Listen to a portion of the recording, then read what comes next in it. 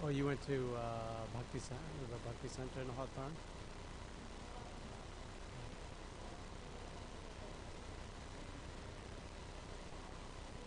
Okay. Okay, cool. Thanks for coming. Have you been? You've been here before, yes? And River is here for the second time, right? Okay. So, so maybe everybody can come a little bit closer. You know, I feel like I'm on this shore and you're on that shore, sort of thing. I want to get rid of the. I just want to see the slide that's protected from all this. Click on one of these. I just want to see past that.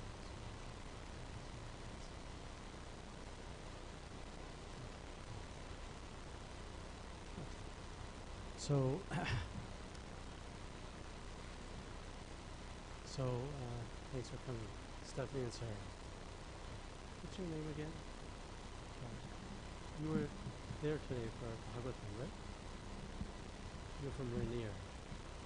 That's a pretty long drive. Yeah. This is better. I take care of patients with cancer, and sometimes they'll come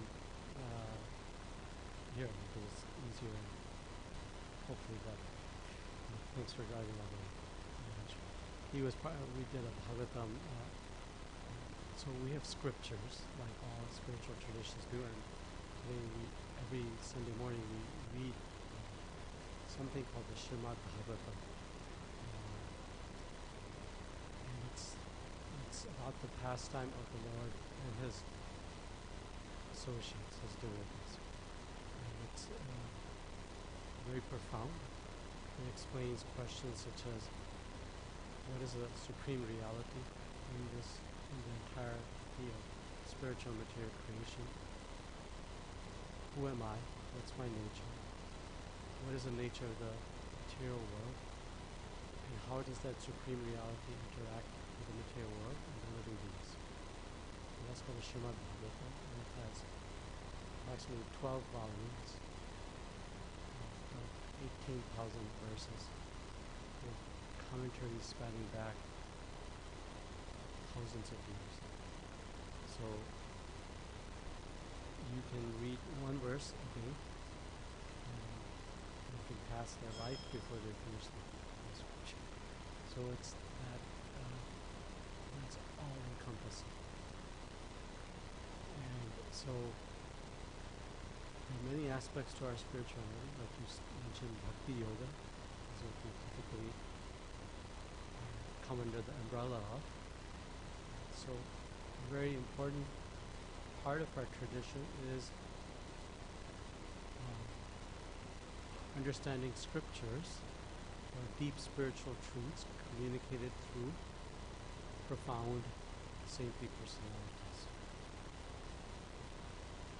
I'm kind of going a little bit away from what I was going to present because I want to make sure it's relevant introduction to those who are here for the first time. So the idea is, I'm a living being. We're all living beings. We're encaged in a material body, but ultimately we're spirit souls. And the question is, how can something that is material, including our mind and our intelligence, the saying, be mindful, but actually the mind is not who we are, according to ancient Vedic teachings. So the question really becomes, how can something, our intelligence, our mind, our senses, which can discriminate between this and that, how can something material understand something that's beyond matter, spirit? And so there are multiple ways that we gain knowledge. One way we gain knowledge is by our senses. This is light, this is dark, this is up, this is down. But we know that there's defects in such processes. If you can come this way too, that way you're fine. If you can come a little bit this way, that way I can see you, and that way I can know hey, I'm making no sense to our guests. Make it part of human connection is a eye-to-eye connection. So, one way to know things is through sense perception. And it has a Sanskrit word to it, everything. But it has failings. It can be incorrect. Another way to know things is through our reasoning deductive power. The classical way is, where there's fire, there's smoke. I see smoke on a mountain top, and therefore there must be a fire. That's a kind of a deductive reasoning process, so to speak. You following me? And our great saintly personalities in our tradition have come to the conclusion that both of those processes have value, but they cannot function independently.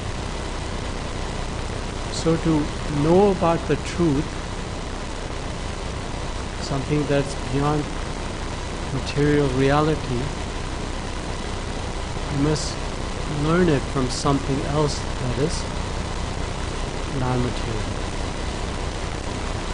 Two of you are friends. If I want to know about Sarah, I need to get to know Stephanie, and vice versa.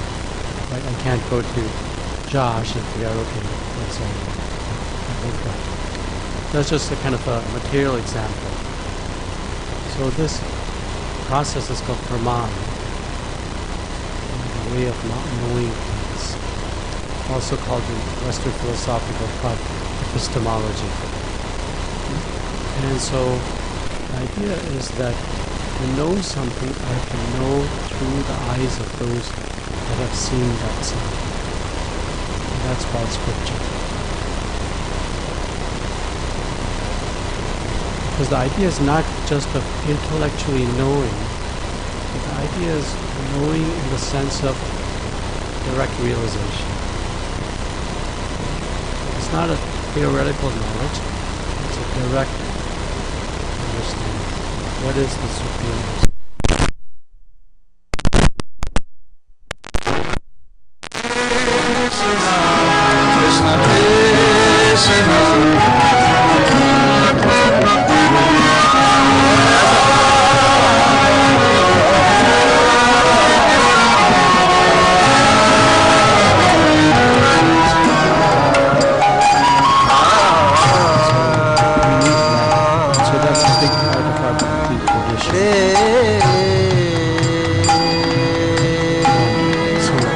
Basis is understanding through Shastra, scripture. But our process is not just that, because one can get understanding through Shastra or scriptures, and one can become a cold, philosophical person, individual.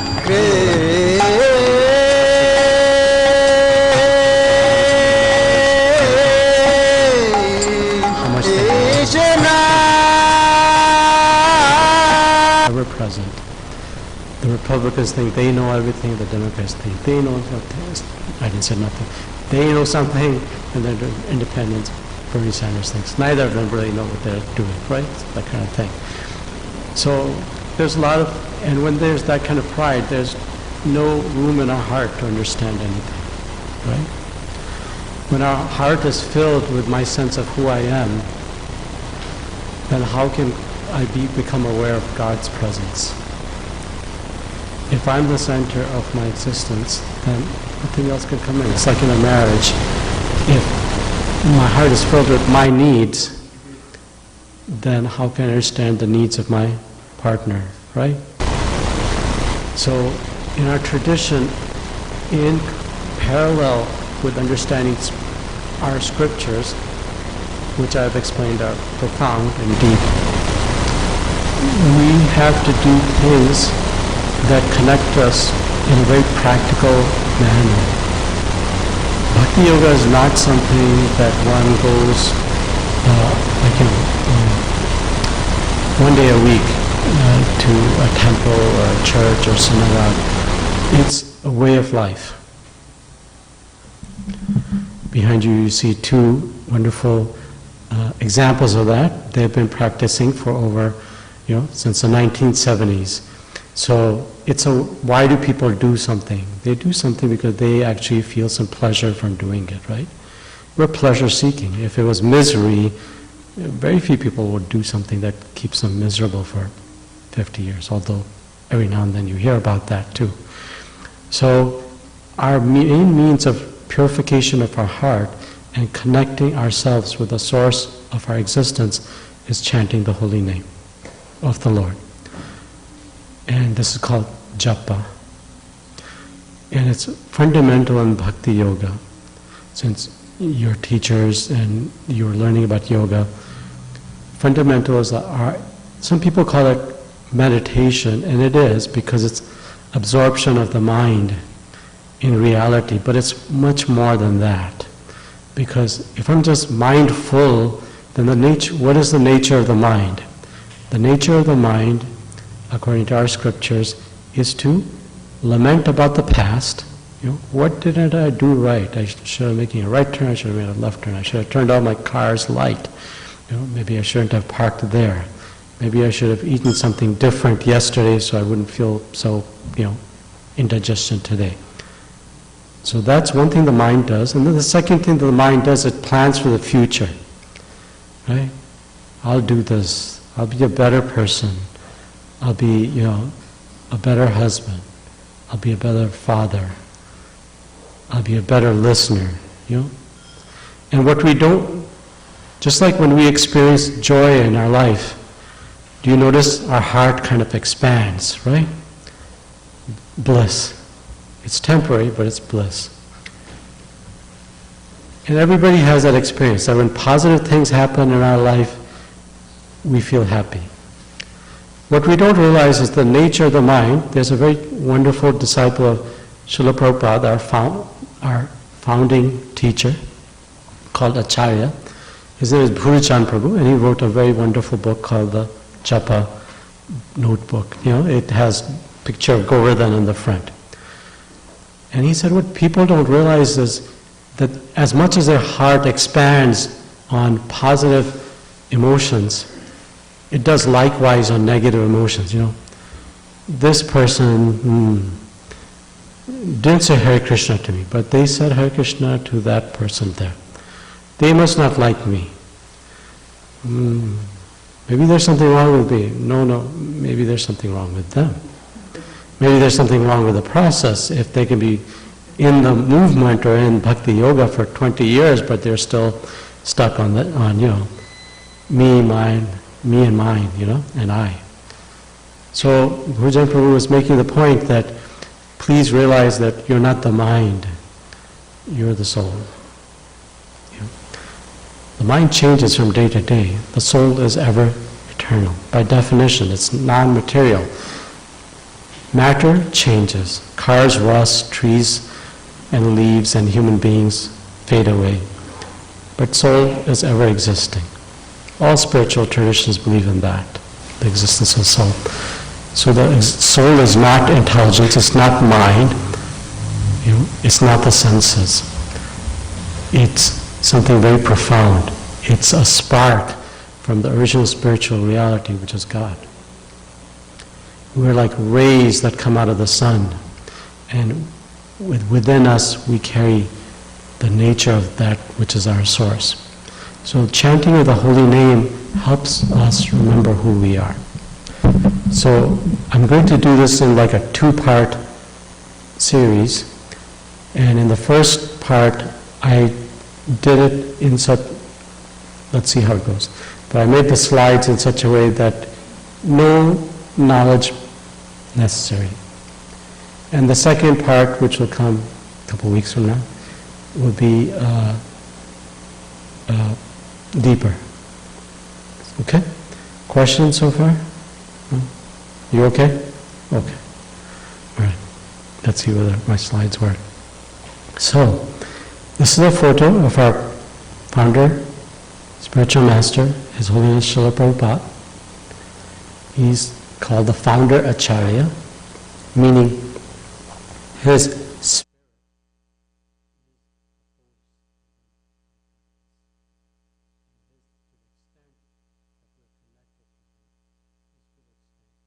connected to our ultimate supreme reality.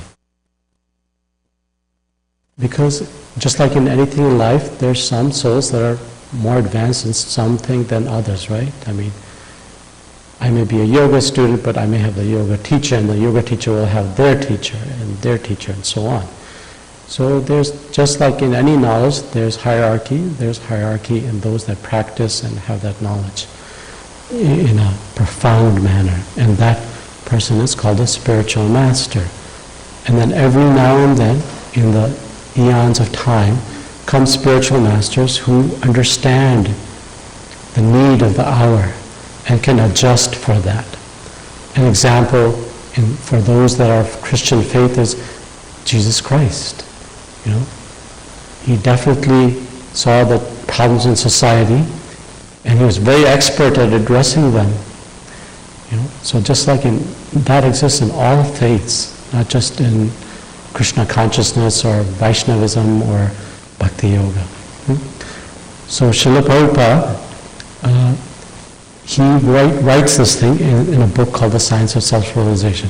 Everything I have in here is from Srila Prabhupada's quotes, every slide. He says, the Hare Krishna movement, or what we call Bhakti Yoga, and you'll see why it's called Bhakti Yoga, hopefully by the end, began and developed simply by chanting Hare Krishna. Right? Those that have been practicing for decades know that's the essence. Srila Prabhupada said, I started my movement simply by chanting Hare Krishna. I chanted in New York City in a place called Tompkins Square Park. And soon people began to come to me. In this way, the Krishna consciousness movement gradually developed. Many accepted and many did not. Those who are fortunate have accepted.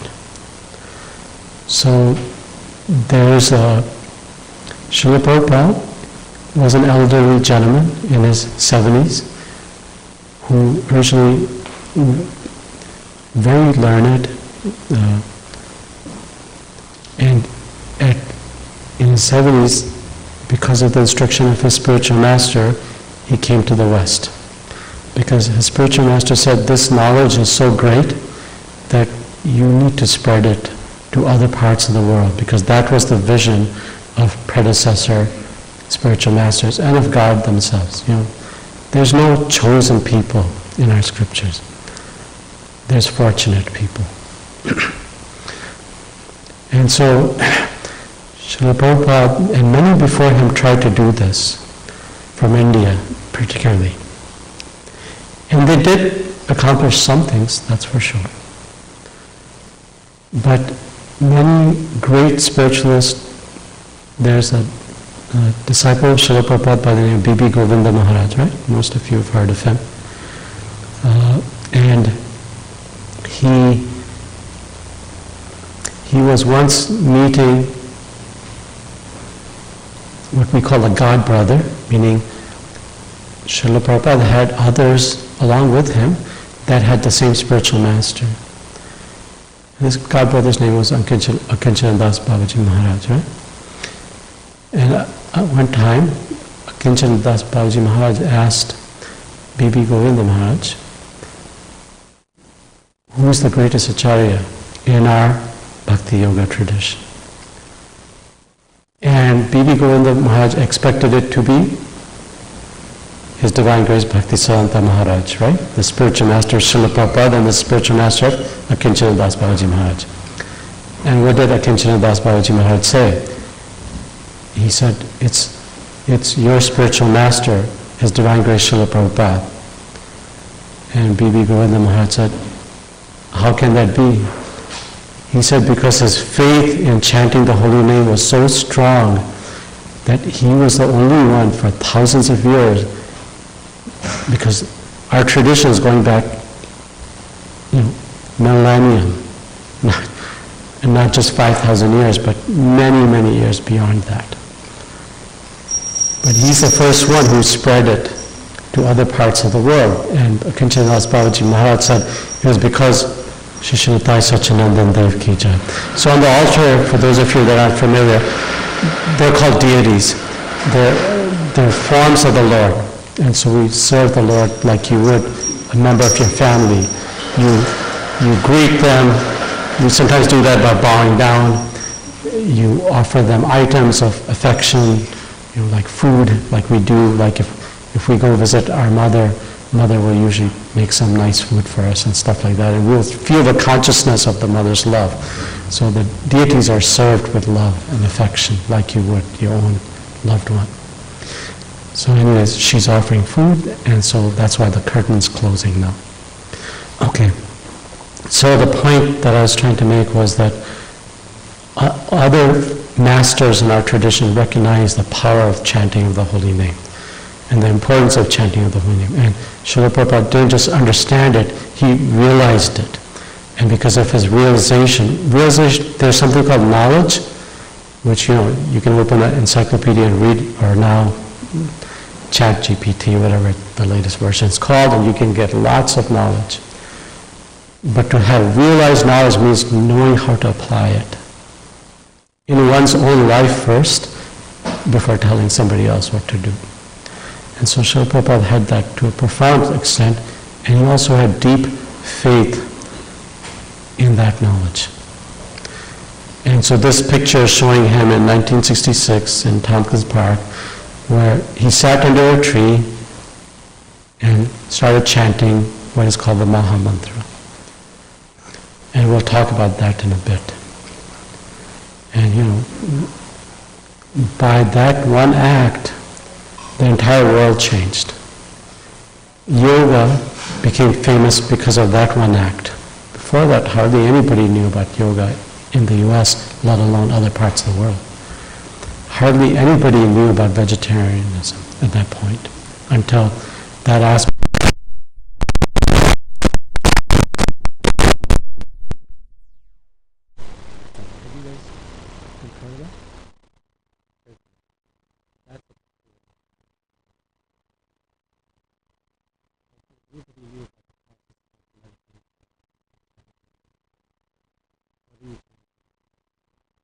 So just by that one act of faith, of sitting under a tree and chanting the names of God, complete dependence on the supreme reality.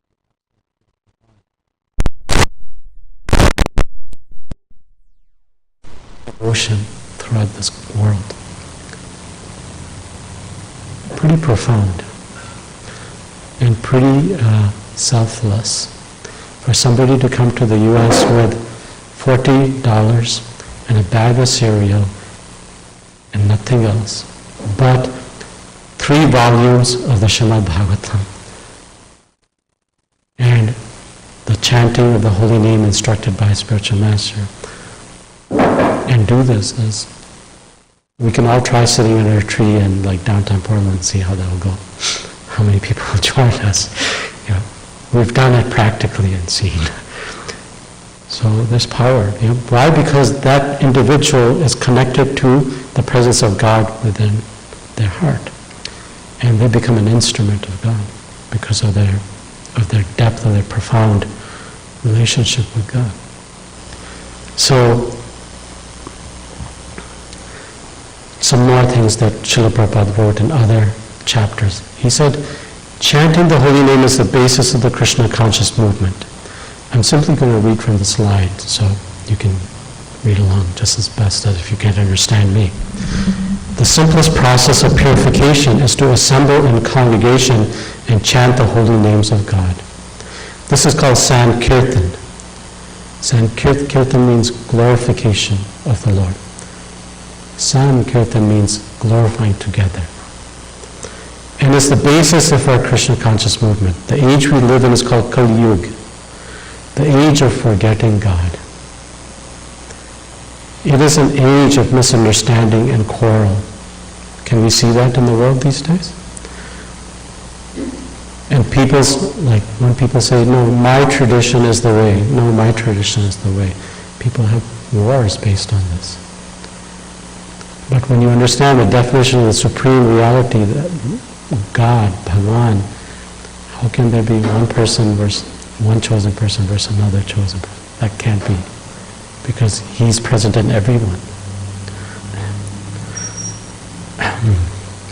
And the people's hearts are filled with dirty things, meaning things that keep us from understanding who we are.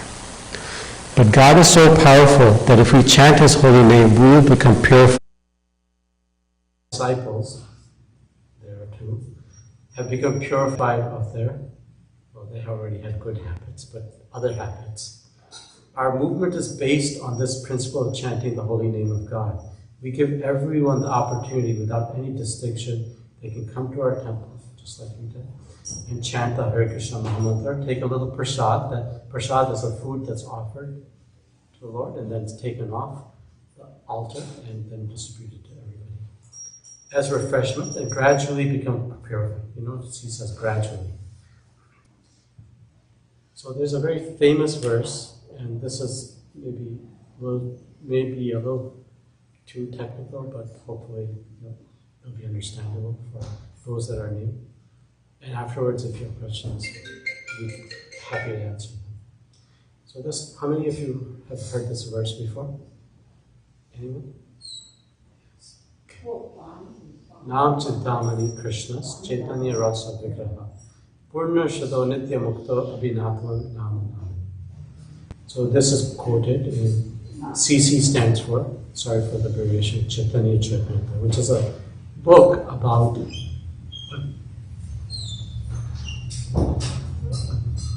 very magnificent and merciful personality by the name of Sri Chaitanya Mahaprabhu.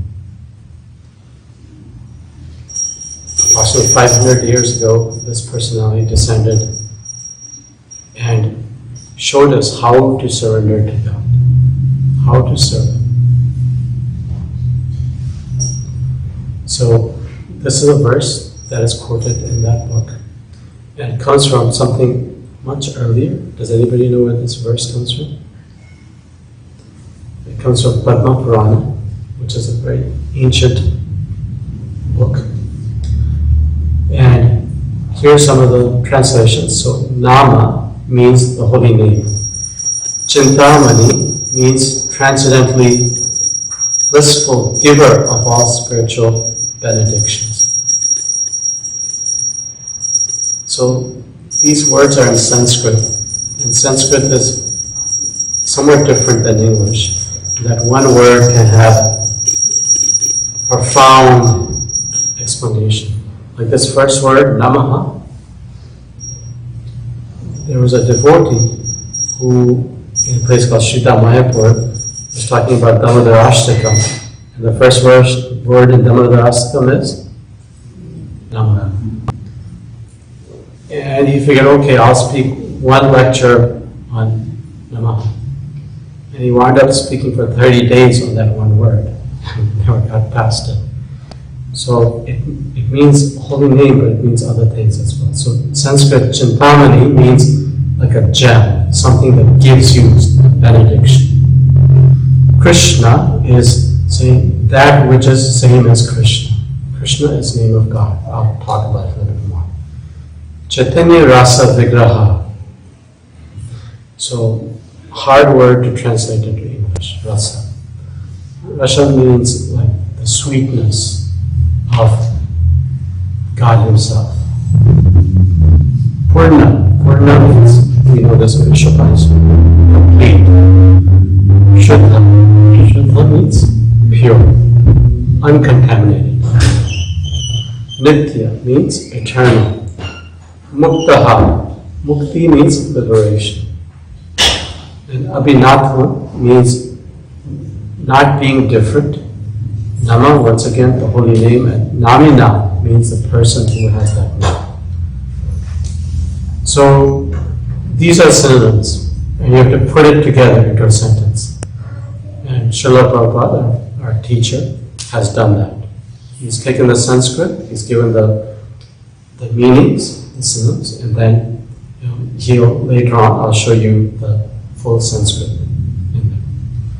What essentially it is saying is that the holy name is a conscious, independent, please listen carefully.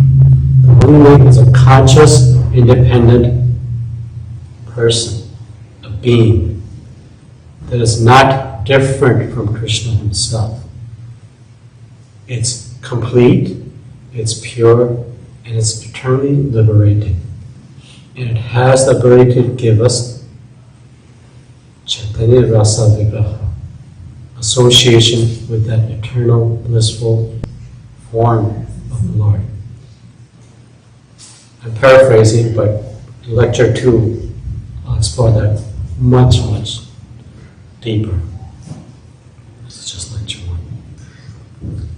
So, in Bhagavad Gita, which is, I would say the most fundamental philosophical book we use. It's about 700 verses, 18 chapters. 7.1 means chapter 7, verse 1. So this is a famous verse. Shri Bhagavan Vacha. So Bhagavan means God. Bhagya means opulence. Van means one who possesses all opulences. Vacha means speak. So Shri Bhagavan Vacha. So this book is a conversation between God and a devotee of his he's a priest. Arjun's a priest. Arjun is a scholar. Arjun is a warrior prince. That's right. So that tells you a little bit. So it tells you that it doesn't really depend on what our profession or our designation is in our relationship with God. That's external. Internally, we're soul, every soul. And every soul has a relationship with God. So Krishna, instead of speaking to all the great yogis that were there, or the great ascetics that were there, or the great scholars that were there, or the greatest, other personalities that were there, he spoke to somebody who felt that Krishna is dear to me, and I'm dear to God. Let me have a relationship with him. So Krishna, Bhagavan, says to Arjun, Maya Shakta Mana Partha, Yogam Yunjamad Ashraya, Shamshayam Sanjamam, Yata Yasi Shrinu. This is one of the most commonly quoted verses by Srila Prabhupada. That Shrinu means, please listen. Please listen. Because our scriptural tradition is based actually on hearing rather than writing. In the olden days, it was considered kind of like a sacrilege to write down things from that are very profound. Why? Because our nature of our mind is we always interject something in there that wasn't really meant to be in there. So the translation is Supreme Personality of Godhead, who's Krishna, Bhagavan, or God, as in Western tradition. Now hear, O son of Parth. So that's referring to Arjun, the warrior prince. How by practicing yoga in full consciousness of me, with mind attached to me, you can know me in full, free from doubt. Practice, so this is the purpose of yoga, to become conscious of God, right? He says, Mat Ashraya, mind attached to me. Not attached to me. You can know me in full, meaning realize knowledge. How do I apply this knowledge in my life? Free from doubt. So in the lecture that Srila Prabhupada gave for this one verse, he goes back and actually word by word explains this verse, Nam Chantamani Krishnas. This was given in Uppsala, Stockholm. And it was in 1973. And those of you who want, you can actually search under it and hear the actual audio. So Krishna says, just try to increase your attachment for me. Practice this. It is not difficult, just like we have attachment for something here in this material world, right? We all carry many attachments, without a doubt. We're attached to our body, right? Somebody's attached to do business, somebody's attached to a man or woman, somebody's attached to riches, somebody's attached to art, somebody's attached to so many things. Right? We see that all over. We've got some attachment to something. That attachment should be transferred to God, Krishna. That is called God consciousness. Krishna consciousness is the English translation of Bhakti Yoga. Continued. We're attached to doing something with consciousness. It's not International Society for Krishna. Right? It's International Society for Krishna Consciousness. We're attached to something with consciousness, not just blindly. We live our lives this way. When we turn our attachment or train ourselves to increase our attachment for Krishna, that is called Bhakti Yoga. You've heard the name of yoga, so he's speaking to young people in Sweden in 1973, so relatively new. Yoga means connecting link, yukta. So if you practice this Bhakti Yoga, then gradually you increase your attachment for Krishna. It is also stated in Bhagavad Gita, right? Bhakti Mama Bijanati Yavanya Jaisacinandana. If you practice Bhakti Yoga, that's called Bhaktiya. Then you can understand me, not otherwise. So Bhakti is Bhaj. So in Sanskrit, Bhaj means to serve or to worship. So Bhakti Yoga means to serve your senses, your mind, your existence. That's what he's saying. By doing that is how you actually can understand Krishna. Krishna is telling him, by practicing in full consciousness, attached to me, you'll know me. And that's what Srila Prabhupada is saying, that that's the principle behind Bhakti Yoga. That consciousness has to be there. That intent has to be there. There are many people that are of Indian origin and will go to a temple and will offer something like money or something like that in return for some benefit, material benefit. So the consciousness there is, we're taking our material consciousness and bringing it into our spiritual life. And that doesn't work. That doesn't work. You have to bring purity in your consciousness into a pure relationship. It's like if I enter into a relationship with my parents with some material motivation, then it distorts the relationship. Or if the parents look at children as a material relationship, it distorts it. That's why the saying goes in our tradition, the best way to return the gift that your parents have given you, because what can you really give back to that person who helped bring you into the world and was your first spiritual master? The best way is to then give that gift to the next generation. So, continued, he said, we can think of Krishna.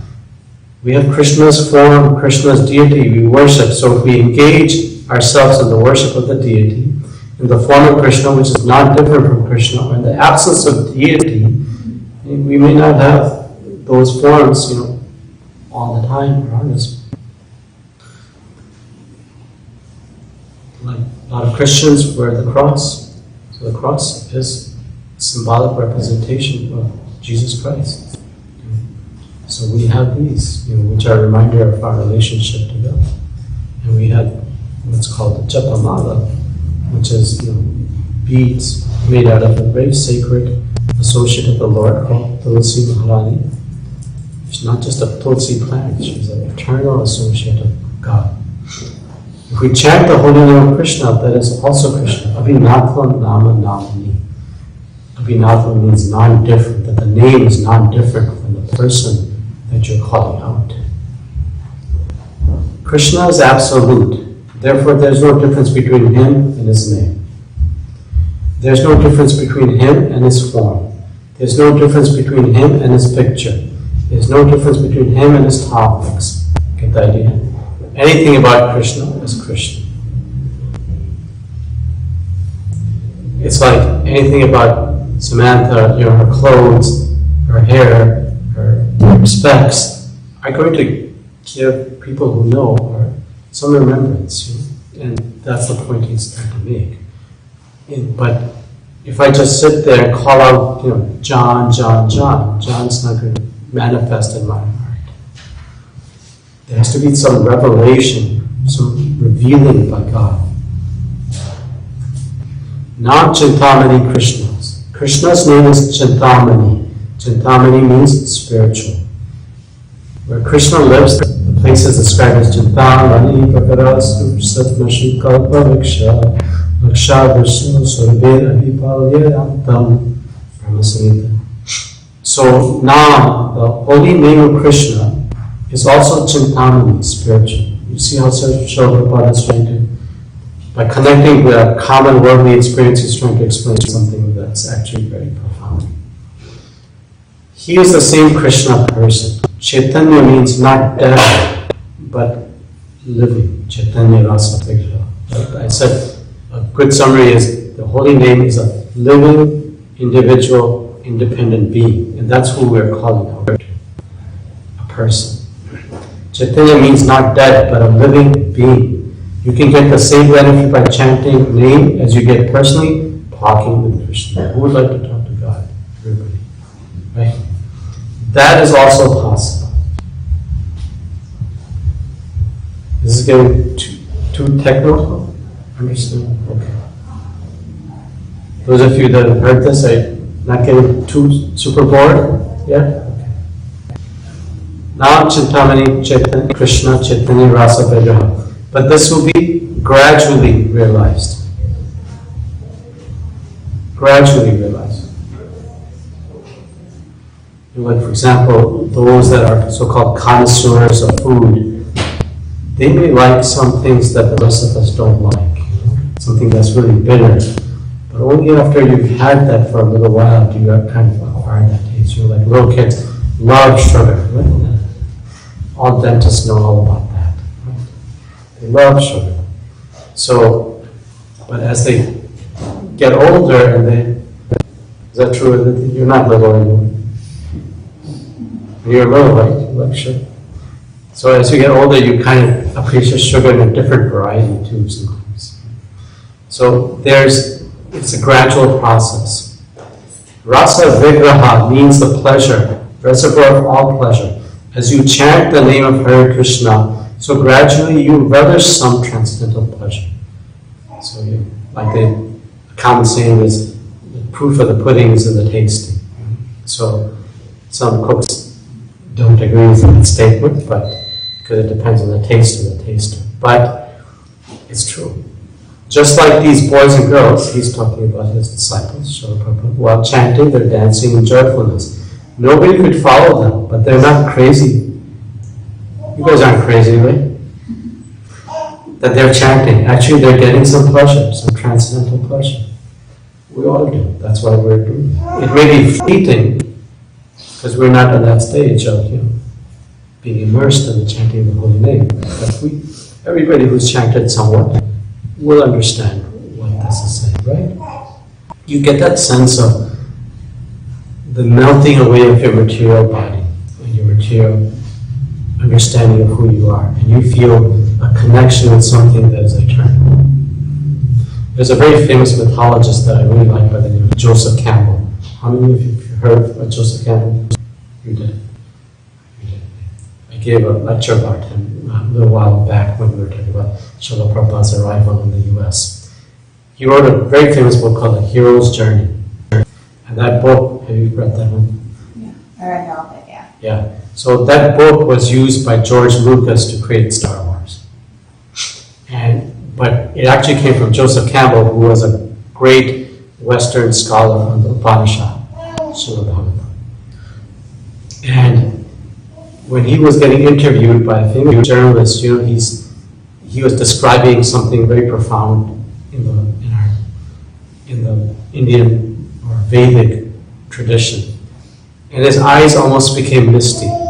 He said, for all my knowledge, that parting of the material curtain will never occur for me in this life.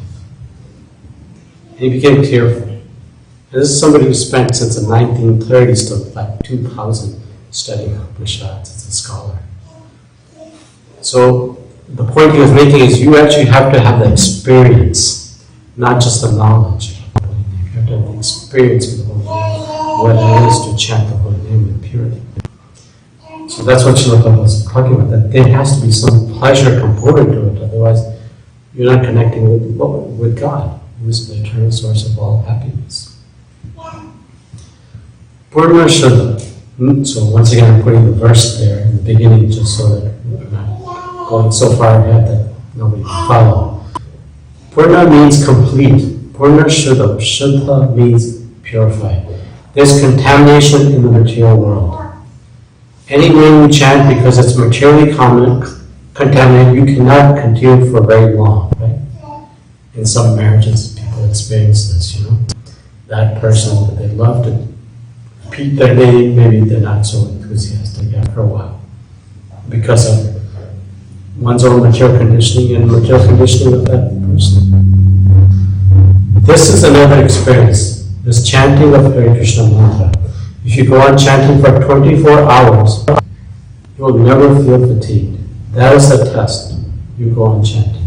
Srila Prabhupada used to say, when devotees would say, how should I chant the holy name?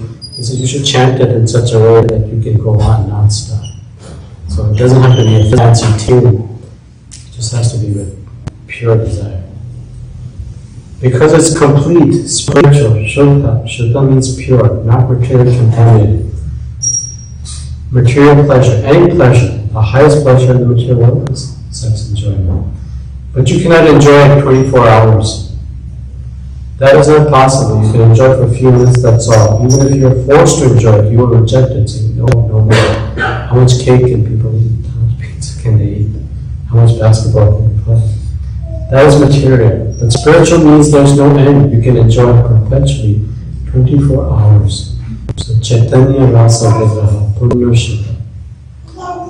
Just like Krishna is uncontaminated, uncontaminated means contaminated by material qualities. So if one is uncontaminated by material qualities, that is called transcendental. So Srila Prabhupada is trying to explain this very thoughtfully to those that don't have any prior knowledge. So to one that is materially contaminated, then the name will be materially contaminated. But something which is materially uncontaminated and is transcendental, then the name of that object will also be material, will be transcendental to the material world.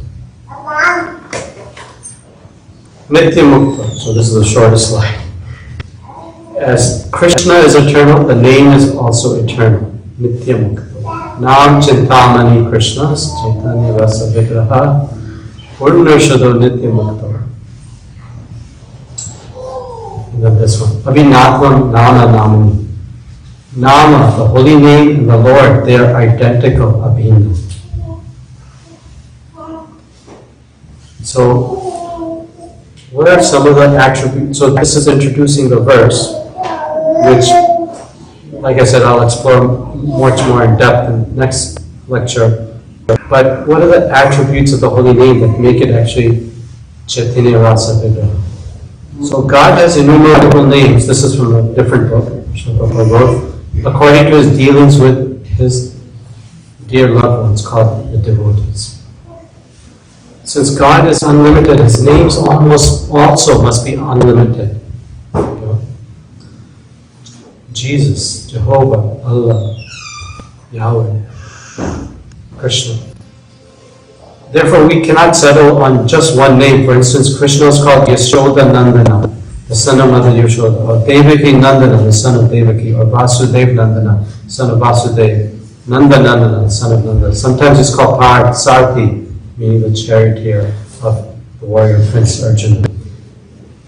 God has many dealings with his devotees, and according to those dealings, he's called certain names. So once one understands that there's God, one has to say, okay, what does God do? It's not enough to know that there's heaven. What do you do in heaven? Eat a bunch of grapes and bonbons, and that's what our pleasure is? What do we do in heaven? What is God like? What does God doesn't like?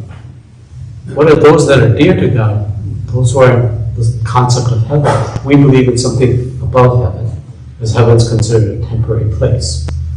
Something that's eternal. What do those people do? So those people have relationships with who? With God. And so, therefore, by calling God by the names of those that He are His eternal companions, we're attracting God. You know? If I say Harshit Mataji to you, that would immediately attract your attention, right? He's his fiancée. So what does the word Krishna mean? Krishna comes from the word Krish, which is attractive feature of Lord's eternal existence, and Na means spiritual pleasure. Srila Prabhupada explains this. When the verb Krish is added to Na, it becomes Krishna, which means the supreme absolute truth. This is from Mahabharata, which is a history in our scriptures. It's the Gita, where Krishna speaks to the warrior princess, just a little, it's a small section of the Mahabharata. You've heard of the Iliad? Right? Like the Odyssey is a small section of the Iliad, right? I had the opportunity to take 1 year of Greek literature and regretted it. But I had no choice. But, so Mahabharata, within it is the world's biggest epic. And within it, it has the whole Gita, 7 verses. Another explanation, the name Krishna means all attractive. God attracts everyone. That is the definition of God. We have seen many pictures of Krishna. We see he attracts cows, calves, birds, beasts, trees, plants, even the water. When Krishna was present, there's a river called the Yamuna. When Krishna was walking, the Yamuna would, because in the spiritual world, everything's conscious. Everything. Moving towards Krishna. When Krishna was walking on rocks, the rocks would feel ecstasy and start melting. Which scriptural tradition has this description of God? He's attractive to the cowherd boys, to the gopis, who are the wives or daughters or mothers of the cowherders. To Nanda Maharaj's father, to the Pandavas, or Arjuna is one of the Pandavas. To all human society. Therefore, if any particular name can be given to God, that's name is Krishna. He's attracting everyone to him. And then there's a word in our Mahamantra called Rama. The meaning of Rama means spiritual enjoyment.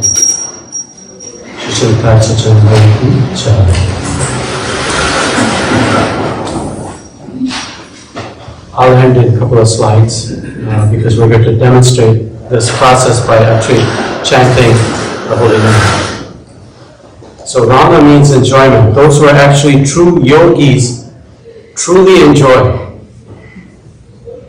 That's interesting. But how do they enjoy? Ramanti Rabiyogino.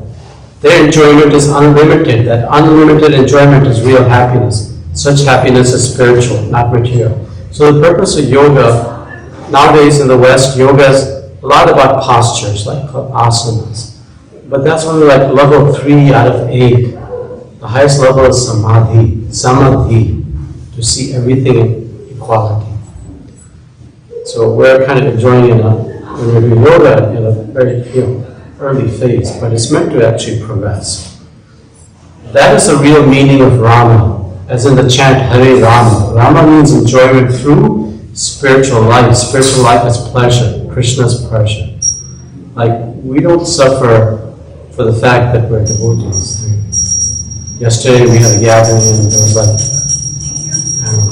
40 varieties of food items made, and there were beautiful decorations, beautiful singing, beautiful dancing. So you can, if something's that unpleasurable, you cannot continue that. That's an austerity.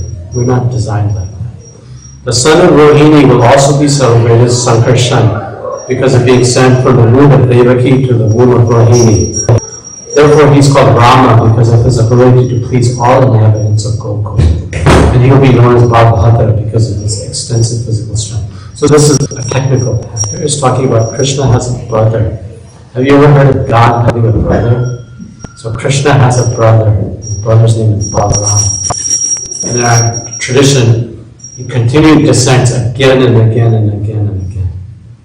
As Sitaram. Have you heard of Sitaram? Yes. Yeah. So, Lakshman, Hanuman. Ram, Lakshman.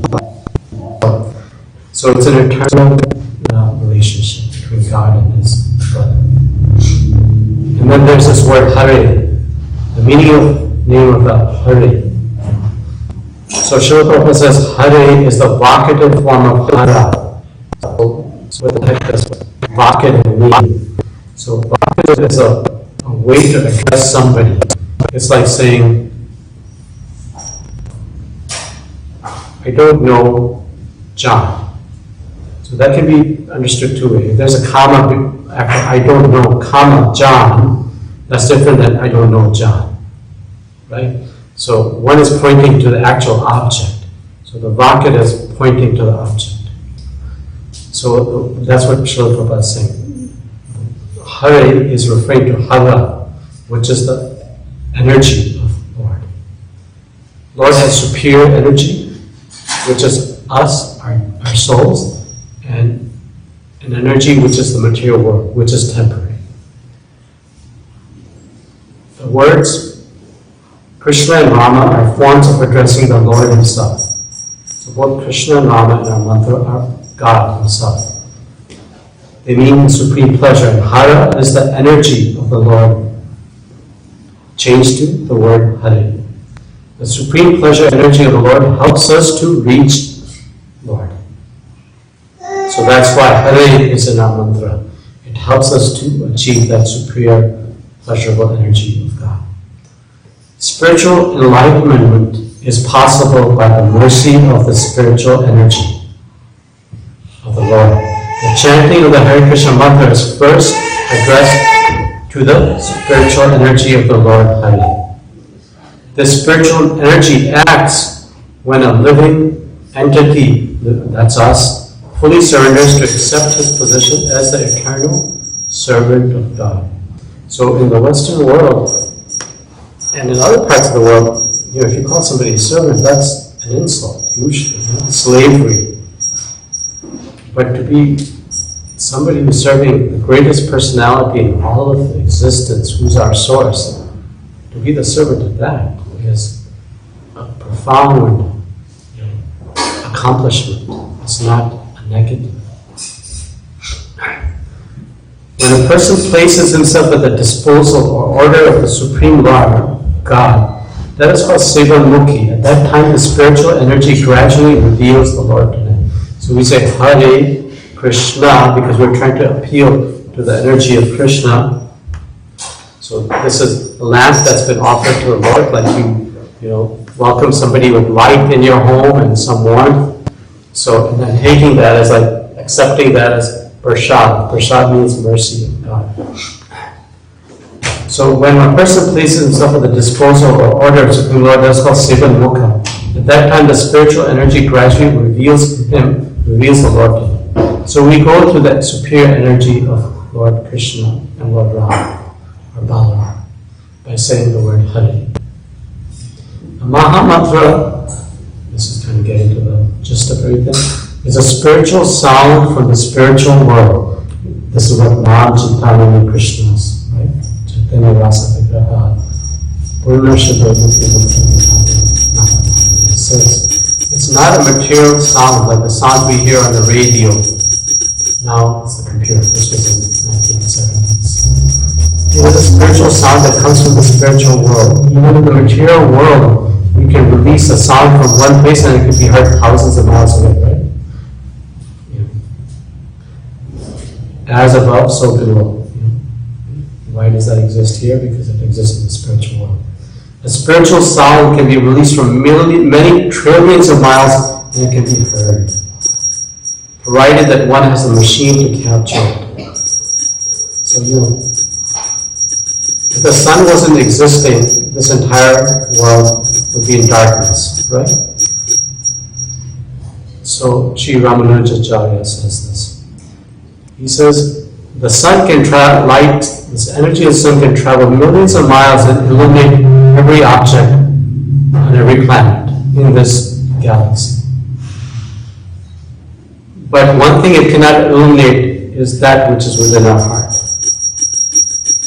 Even though it has the power to travel millions of miles, it cannot illuminate our heart. The only thing that can illuminate our heart is spiritual sound. That's the point he made. A spiritual sound can be released from many trillions of miles away, meaning from the spiritual world, and it can be heard, provided one has a machine to capture. That machine is Bhagavad brain. So Bhagavad refers to God. Praying is a profound word that means, also in Sanskrit called priti, means love. So those who have developed love of God can hear it. And this is from a book called Teachings of Love. So Srila Prabhupada puts it all together, a different form of light. And he says that this is very famous, most of us have heard this. Thank you. Supreme pleasure energy of the Lord helps us to reach the Lord. The material energy is called Maya. You guys have heard Maya. It's not an illusion. Many people think it's an illusion. It's not an illusion. Maya is temporary. Since it's an energy of God, how can it be illusion? Nothing that stems from the eternal source can be illusion. But it's temporary. Srila Prabhupada explains that. It is one of the multi energies of the Lord, right?